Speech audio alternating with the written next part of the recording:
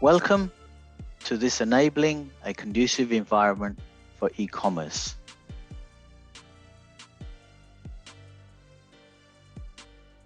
Welcome to Module 1, enabling a conducive environment for the digital economy. In this module, we take an overview of e-commerce digital technology, security, and the landscape. Course Overview Module 1. This is a first of 5 modules associated with the development of e-commerce for your own organization. We cover various aspects throughout this course, but specifically for Module 1, we take a look at some other digital technology and the growth, some security considerations, and a general overview of digital technologies for e-commerce and overview of e-commerce and the background to e-commerce. Objectives of this course.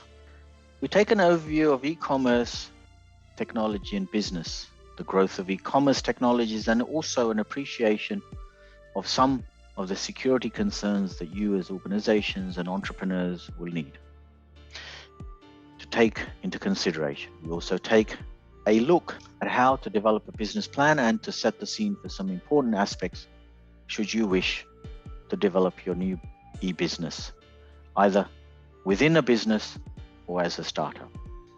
Let's take a look at the definition of electronic business.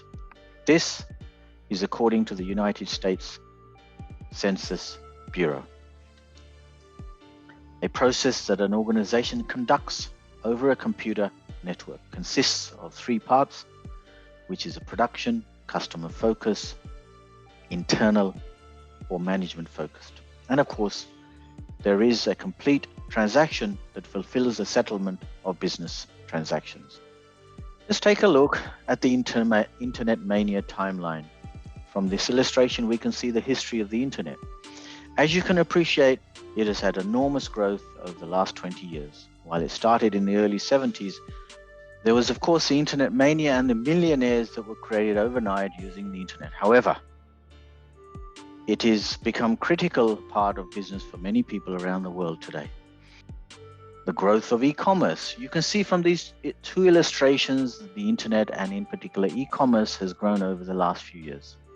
See if you can gain an understanding under the value of Internet and e-commerce and what you may wish to do for your particular organization. The growth has been phenomenal and has had unprecedented compound annual growth, and it does not look like it will stop.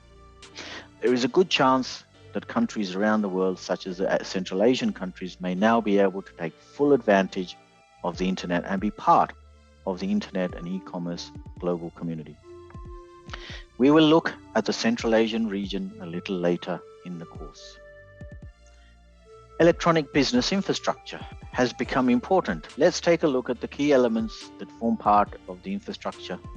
This will be an element that you will require as part of your e-business strategy. Firstly, we have the Internet. This is the medium by which you will conduct communication with the external world about your products and services. You then have the extranet, which will possibly be in partnership with purchasing department, store purchasing organizations, where you will place orders for the products that you have been bought by your customers. Then you will have the intranet, which will be more localized to your own organization. Review this illustration to see how you may be able to take advantage of these capabilities. It might be worthwhile for you to actually develop such capability to assist with your e-commerce program. Intranet and their benefits on e-commerce is an important aspect for you to consider as part of your overall Internet strategy. The proper Internet strategy will enable all the aspects of your organization, in other words, the different departments, to function with each other.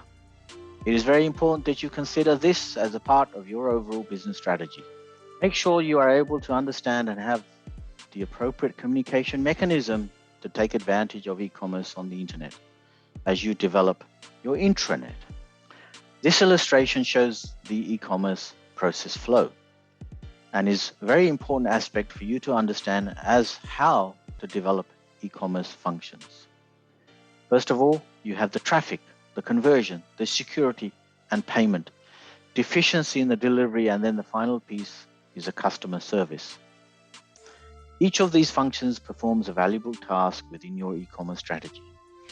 This is known also as the e-commerce experience that is often felt by the customer.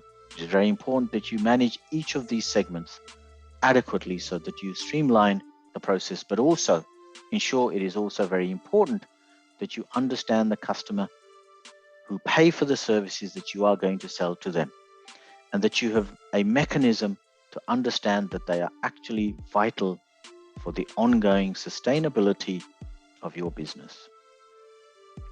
Let's take a look at the growth of the e-business in phases. Also look at how e-business and e-commerce has grown over the years. For this, we have to go back into history to understand the different phases and the different benefits that have been realized because of e-commerce. It is also important that you appreciate that these different aspects that you can then mirror or map your particular strategy to these aspects. First of all, presence.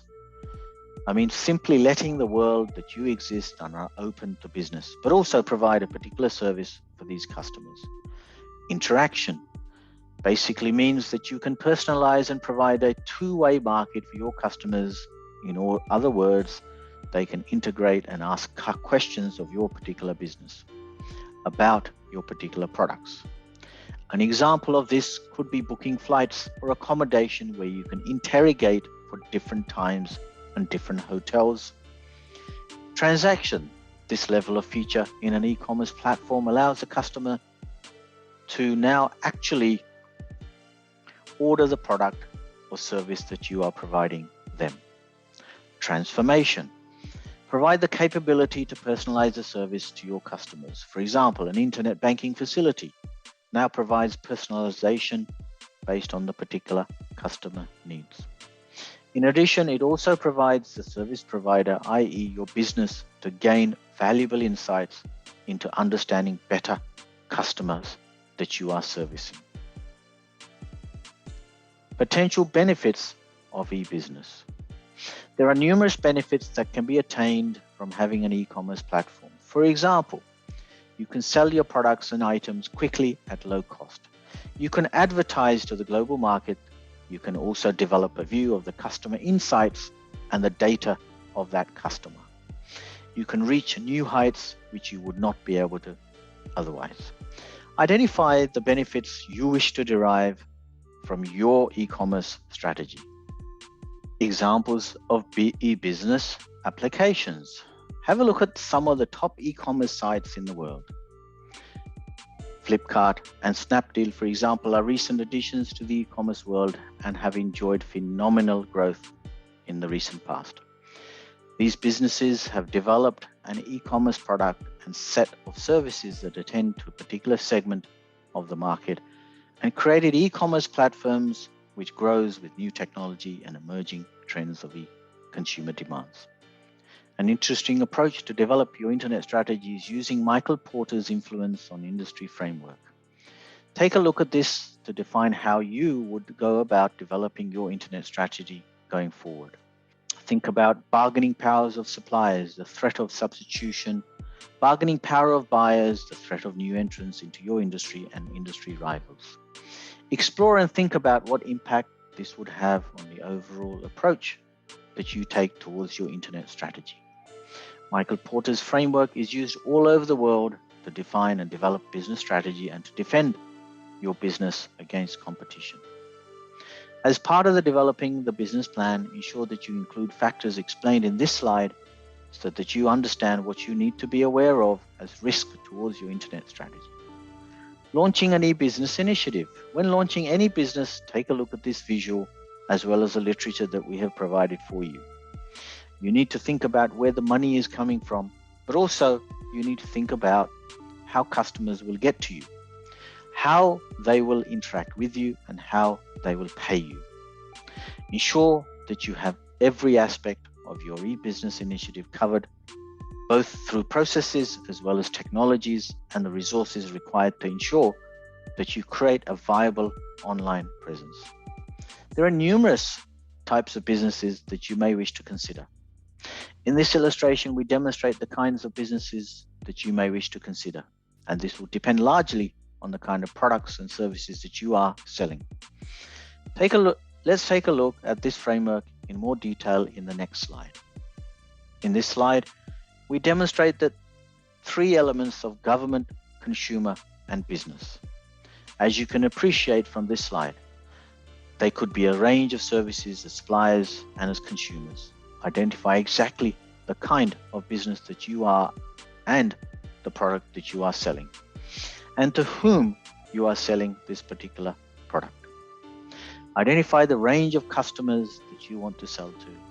It does not have to be restricted to one or two consumers. It could be multiple consumers that you attend to. However, it is very important that you understand the kind of business you are so that you could have the resources and infrastructure ready for you. E-commerce supply chain participants. Ensure that you then have the full range of participants in the supply chain for you, from the producers and the suppliers to all the back-end services that include shopping, shipping, or products billing systems, the producers, and of course the after-sales service.